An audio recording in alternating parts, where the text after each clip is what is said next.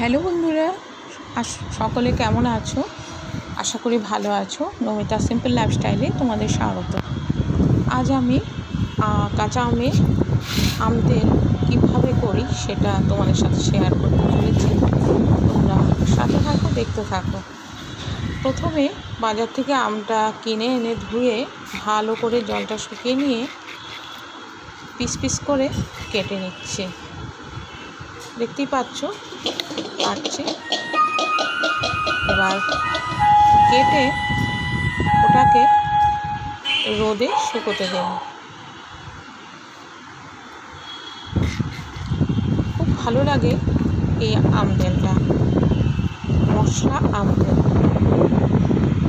হয়তো আগে কেউ করেছো, কিন্তু আমার প্রসেসটা একটু আলাদা, সেটা সাথে থাকলে দেখতে পাবে। নিয়েছি কাঁচা লঙ্কা, রসুন আর কাঁচা আম, এগুলো সবকটাই, আর এই কাঁচা আদা সবকটাই একটু ঝিরিঝিরি করে কেটে এই যে আমার কাটা হয়ে গেছে, সব একসাথে রোদের মধ্যে দিয়ে দিলাম। এতে কোনো নুন হলুদ কিছুই দিইনি। এটা শুকিয়ে নেব আজকে গোটা দিন, 24 ঘন্টা এটা এভাবেই থাকবে। আর নিয়েছি 5 ফোড়ন, সর্ষে, রাঁধুনি, জোয়ান, মেথি আর নুন, সবটাই রোদে শুকিয়ে নিয়েছিলাম। কোনো আগুনের কিছু ব্যাপার নেই, কারণ এটা আমি অনেকটা দিন রাখবো বলে, আর টেস্টফুল হয় আলাদাই, সেইভাবেই করার চেষ্টা করেছি। রোদে মরমরে করে শুকিয়ে নিয়েছি। যা রোদে পুরো শুকিয়ে গেছে মরমরে। তো এটাকে মিক্সিতে পেস্ট করে নেব। মিক্সিতে পেস্ট করে নিচ্ছি।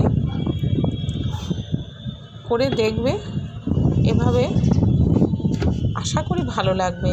এটা মুড়ির সাথেও খেতে পারো, আবার হয়তো ঘরে কিছু নেই, পাতলা ডালের সাথে এই আম তেলটা অপূর্ব লাগে বন্ধুরা, এটুকু বলতে পারি। তো আমার পেস্ট হয়ে গেল। এটা আমি ওই আমের সাথে মাখিয়ে নেব।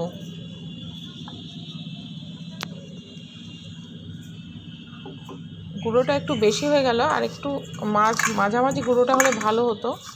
আসলে এতটা শুকিয়ে গেছে বুঝতে পারিনি। যাই হোক, এই যে কড়াতে তেলটাকে গরম করছি। এই তেলটাকে আবার ঠান্ডা করার জন্যে ঘণ্টাখানেক রেখে দেব।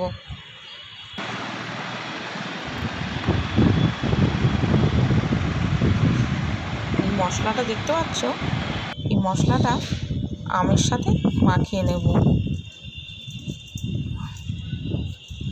ভালো করে হাতে করে মাখিয়ে নেব। মাখিয়ে নেওয়ার পর এই যে তেলটা ঠান্ডা হয়ে গেছে, এই তেলটা মশলার মধ্যে ঢেলে দেব।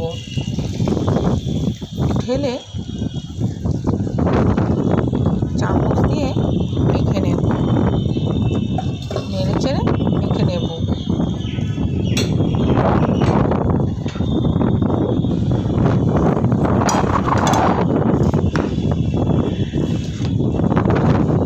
একটা সুস্বাদু আম তেল বলতে পারো, মশলা আম তেল।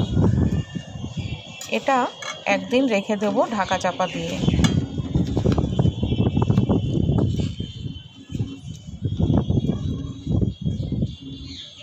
কে এই আম তেলটা আগে কখনো করেছো সেটা আমাকে অবশ্যই কমেন্টে জানিও। আর এই যে চাপা দিয়ে রেখে দিলাম, আজকে পুরো দিনটা এভাবেই থাকবে। আর কিভাবে করেছো সেটা অবশ্যই কমেন্টে জানিও। আর আমার করাটা তোমাদের কেমন লাগলো অবশ্যই জানিও। আর এই বোতলগুলো কাঁচের বোতল অবশ্যই নিতে হবে, প্লাস্টিক নয়, কারণ আমি এই আম তেলটা 1 বছর তো রাখবই।